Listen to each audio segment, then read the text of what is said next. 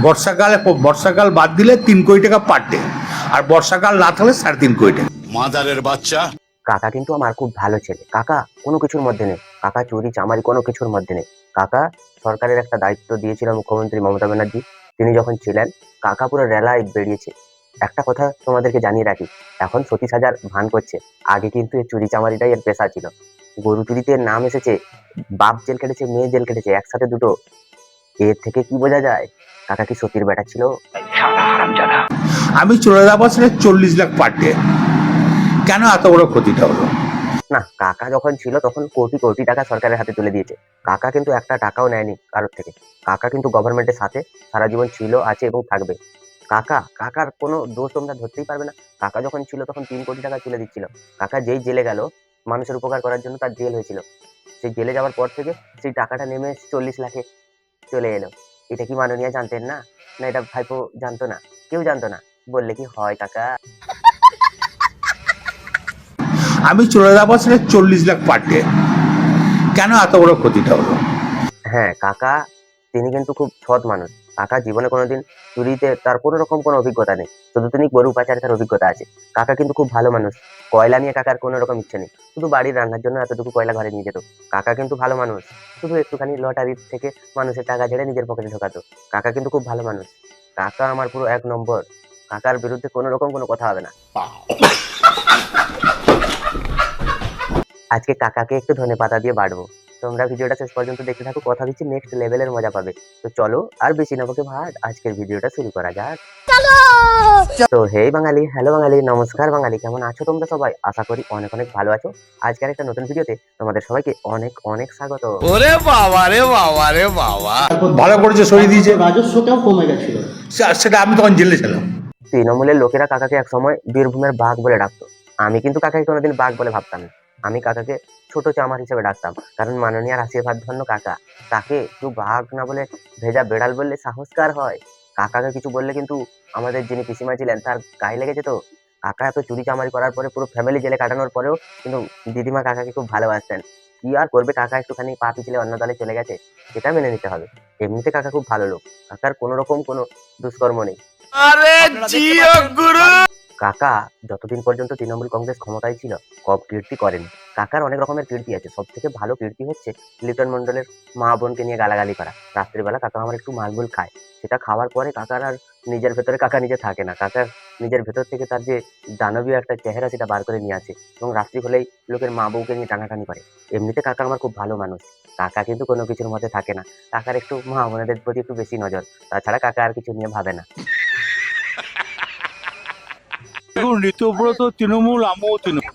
অনেক ঝগড়া অশান্তি, অনেক রকমের বিদ্বেষ তৃণমূল হারার পরে আমরা দেখেছি। কাকা কিন্তু সবকিছু চুপচাপ হয়ে বসে দেখছিল আর শুনছিল।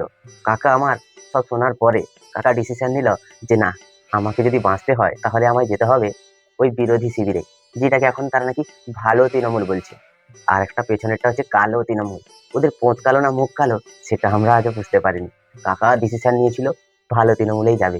এমনিতে কাকার কোনো নামে কোনো কেস নেই, কাকা আমার খুব ভালো, শুধু একটুখানি খায় রাত্রে, নাহলে হেভি ভালো। দেখুন, ঋতব্রত তৃণমূল, আমিও তৃণমূল। হ্যাঁ কাকা, ঋতব্রত চোকাবোদা, তুমিও চোকাবোদা। ঋতব্রত হচ্ছে কিনো খার ছেলে, তুমিও কিনো খার ছেলে। কাকা বলছি, ঋতব্রত একটা ভাড়ুয়া, তুমি একটা ভাড়ুয়া। ঋতব্রত একটা চুতিয়া, তুমিও একটা চুতিয়া। সবকিছুই তো ঋতব্রত আর তুমি। মালটা পেছন দিক করে কেমন হাসছে দেখো না, যেন বিশাল কিছু জয় করে নিয়েছে। এরা পশ্চিমবঙ্গের গণতান্ত্রিক উপায়ে ভোট তো আজ পর্যন্ত হতে দেয়নি। বর্তমানে কেন্দ্রীয় বাহিনীর দ্বারা যে গণতান্ত্রিক ভাবে ভোটটা হয়েছে, তারপরে এদের সবকটার চেহারা সামনে চলে এসেছে। কাকা কিন্তু খুব ভালো। কাকা কোনো রকম কোনো কিছুতে থাকে না। কাকা চড়াম চড়ামের কথাও বলে না, কাকা গুড় বাতাসার কথাও বলে না, এবং কাকা কাউকে মেরে ফাটিয়ে দেওয়ার কথাও বলে না। কাকা এমনিতে খুব ভালো শান্ত মানুষ। ঋতব্রত তৃণমূল, আমিও তৃণমূল। আপনি কি মমতা বন্দ্যোপাধ্যায়ের সঙ্গে থাকছেন? অনেক দিন ছিলাম।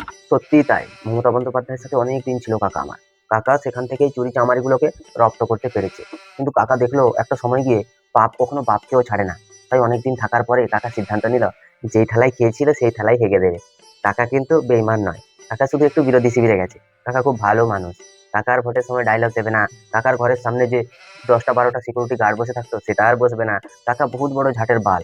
কাকার ঘরের সামনে বিশাল বিশাল পাহারা থাকতো। কাকার জীবনের বিশাল রিস্ক ছিল। কাকা তৃণমূলের একটা বহুত বড় পদে ছিল তো, তাই। এমনিতে কাকা আমার খুব ভালো, কাকা সরকারের একটা টাকাও নেয় না, কাকা খুব ভালো মানুষ। প্রথম থেকেই ছিলাম, এখন আর না, এখন আর নেই। এখন তৃণমূলে আছে। হ্যাঁ, এবার বলছি কি আপনি কোথায় আছেন? আমি তৃণমূলেই আছি। যখন পশ্চিমবঙ্গের সাংবাদিকরা জিজ্ঞাসা করছে তাকে একটা কথা, তিনি কথা ঘুরিয়ে অন্যদিকে চলে যাচ্ছেন। এবার তৃণমূলের যত ঢ্যামনা নেতাগুলো এদিক ওদিক করছে, এবার তাদের উদ্দেশ্যে একটা কথা, যে তোরা হয় কালো তৃণমূল, একটা ভালো তৃণমূল কর, একটা নিমতলা ঘাট তৃণমূল আর একটা যাই তৃণমূল হোক, ওটাকে আমি আর বললাম না। এটা নিয়ে একটা কনফিউশন সবার মধ্যে আছে, তোরা একটু যদি ক্লিয়ার করে দিতিস খুব ভালো হতো। এবার কাউকে জিজ্ঞাসা করলে আমি তৃণমূলে আছি, আরে কোনটা তৃণমূল? যে ঘাসটা উপরে নিয়ে গেছে সেটা, না যে ঘাসটা পুঁতে রেখেছে তাতে? মমতা বন্দ্যোপাধ্যায় এখন তৃণমূলে আছে? আমি জেলে গেলাম কেন? কাকার কিন্তু মাথায় মাথায় রক্ত উঠে গেছে। কাকা বলছে আমি জেলে গেলাম কেন? চুরি চামারি করে জেলে গেছো, সেটাকে তুমি জানো না? না ভুলে গেছো? তুমি জেলে গেছিলে ঠিক আছে, সাথে মেয়েটাকে নিয়ে যাওয়ার কি দরকার ছিল? এমনিতে মা মারা মেয়ে, তাকে জেলে নিয়ে চলে গেছো, মানে চুরি নিজে তো করেছো, সাথে মেয়েকে নিয়েও চুরি করেছো। একটা সময় ছিল যখন অনুব্রত মণ্ডল বীরভূমের দাপটের সাথে পুরো সবকিছুতেই রাজত্ব করতো। মমতা ব্যানার্জি একজন খুব বিশেষ আস্থাভাজন লোক ছিলেন, কিন্তু বর্তমান সময়ে এসে দেখো সেই অনুব্রত মণ্ডল তিনি কিন্তু আগেই মুখ্যমন্ত্রী পেটটা লাঠিটা মারলেন। এবার উনি বলছেন আমি জেলে গেলাম কেন? তুই কি বালছিতে কি দোষ করেছিলি সেটা আমরা কি করে জানবো? তুই জেলে গেলি কেন? শুয়ারের বাচ্চা। কার জন্য অভিষেক বন্দ্যোপাধ্যায় জেলে গেলাম, কার জন্য গেলাম? বলছি কাকা, কার জন্মে ফন্যে বলে কেন মানুষকে লজ্জা দিচ্ছ? গরুগুলোর জন্য তুমি জেলে গেছো, এটা বললে কি খুব ভালো লাগবে? ওই যে নদী পার করে বাংলাদেশে গরু পাচার করতে, সেগুলোকে আমরা ভুলে গেছি কাকা, আমরা ভুলিনি। কাকা ডিয়ার লটারি ভুলে গেছো কাকা? তুমি কেন জেলে গেছো কাকা? কাকা পাথর ভুলে গেছো কাকা? কাকা কয়লা ভুলে গেছো কাকা? কাকা পশ্চিমবঙ্গের রাস্তাঘাটের পয়সা কাকা সব ভুলে গেছো কাকা? সবকিছু ভুলে গেলে কি করে হবে কাকা? আর তুমি যে জেলে গেছো না, ওটা ভগবানের আশীর্বাদ ধন্য তোমার মতো একটা চিটিং বাচ্চা আমাকে জেলে নিয়ে গেছে। জেলে গেলাম কেন? শালা যেন সতীর বেটা এসেছে, জীবনে কোনো অন্যায় করেনি, আমি জেলে গেলাম কেন? তুলমণ্ডলে কটা হাঁটতে আমি কি করে জানবো? তোমরা তো ভালো জানবে। সত্যিই তাই, কাকাকে কিন্তু না টুলু মণ্ডল ডাকেনি, আসলে ডেকেছিল, কার্ডটা দিতে গেছিল, শুধুমাত্র ওই জেলের ভেতরে ঢোকার পারমিশনটা পায়নি টুলু মণ্ডল। টুলু মণ্ডলের কটা আত্মীয়, টুলু মণ্ডল কাদের লোক, টুলু মণ্ডল কি করে একটা বাসের ড্রাইভার না কন্ট্রাক্টর থেকে এত এত সম্পত্তির মালিক হয়ে গেল, সেগুলো কাকা জানে না। কাকার এলাকার লোক কাকা কি করে জানবে? কাকা তো সারাদিন ঘরের ভেতরে বসে থাকতো, তাই না? কাকার সুগার আছে, তোমরা জানো না?